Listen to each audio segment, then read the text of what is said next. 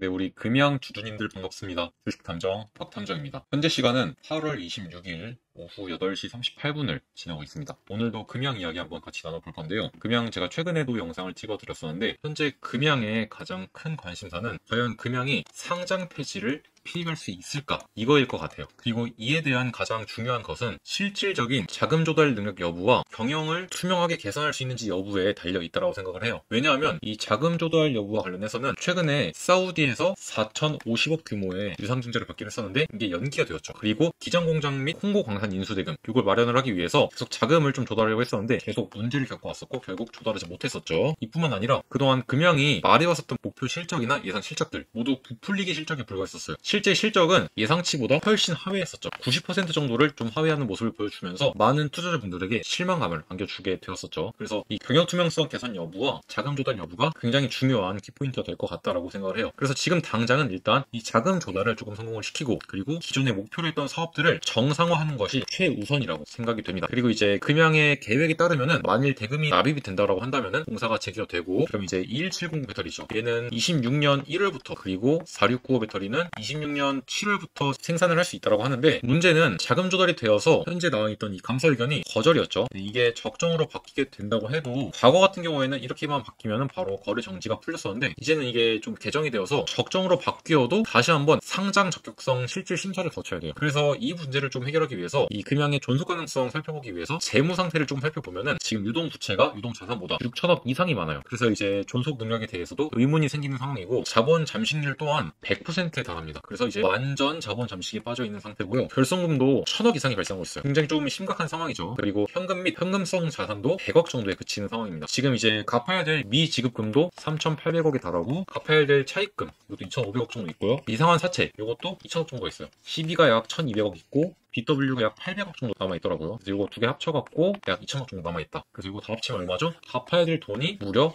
8,300억 정도가 남아있어요, 아직. 특히 이제 이 3,800억이라는 미지급금은 배터리 장비 협력사에 대한 대금 미지급으로 인해서 발생을 했는데 이게 일부 협력사들이 이미 대규모로 대손 충당금을 설정을 해놨어요. 이제 대손 충당금을 설정을 하면은 이게 빨리 갚아라 이런 압박을 넣는 것으로 좀 작용을 할 수 있고 실무상으로도 이 금양이란 기업의 신뢰도를 좀 하락시키는 요인으로 작용을 합니다. 정말 다행인 거는 그나마 이 중에서 일부 갚아야 될 돈들 중에서 일부는 류 회장이죠. 류 회장이랑 류 회장의 특수관계인들이 개인적으로 이제 이 금양이란 회사에 제공했던 자금으로 요게 이제 차입금이 대충 500억 정도에서 1,000억 정도로 추산이 되고 있더라고요. 그래서 이제 요거를 제가 봤을 때는 요걸 이제 회장의 출자금이나 아니면 장기 채권 혹은 후순위 채권 등으로 이제 회계를 처리를 하면은 요게 조금 부담이 줄어들겠죠. 단기적인 채무 부담이 줄어들고 유동성 압박을 어느 정도 좀 줄일 수 있지 않을까라고 생각을 합니다. 물론 이것에 대해서는 법적인 리스크나 세무적인 리스크가 발생할 수 있긴 합니다만 그건 뭐 류 회장이 우리 주주님들을 위해서 뭐 본인의 변호사랑 세무사랑 잘 얘기해서 처리를 해야 될 문제라고 생각을 해요, 저는. 그래서 일단은 류 회장 본인이 금양에 대여했던 이런 대여금이나 사채들 이런 것들은 최대한 이제 뭐 장기 채권이나 후순위 채권으로 좀 미루는 방식을 통해서 단기 채무 부담을 좀 줄이는 방향 이걸 첫 번째로 한번 해야 될 것 같고 그리고 지금 금양이 생각해볼 수 있는 가장 현실적인 자금 마련안은 크게 두 가지로 볼 수 있겠죠. 일단 첫 번째는 여러분들도 다 아시다시피 지금 이제 사우디 투자회사 있죠. 이 사우디의 스카이브 트레이딩 인베스트먼트라는 회사로부터 4,050억의 유증을 지금 단행을 하려고 했었는데 이게 9월 3일로 밀렸죠. 요거를 이제 성공시키는 것 이게 제일 좋은 방법이긴 한데 이거 뭐 너무나 당연한 이야기니까 패스하도록 하고 두 번째는 이제 조금 생소한 방법일 수 있는데 장내 매출 채권을 유동화하는 방식을 통해서 자금을 조달하는 방법이 있습니다. 그래서 현재 장내 매출 채권을 볼 수 있는 것이 무엇이 있는지 확인하기 위해서 현재 금양이 따낸 수주 계약을 좀 정리를 해왔는데요. 여기 보시면 현재 금양의 수주 계약은 총 3가지 정도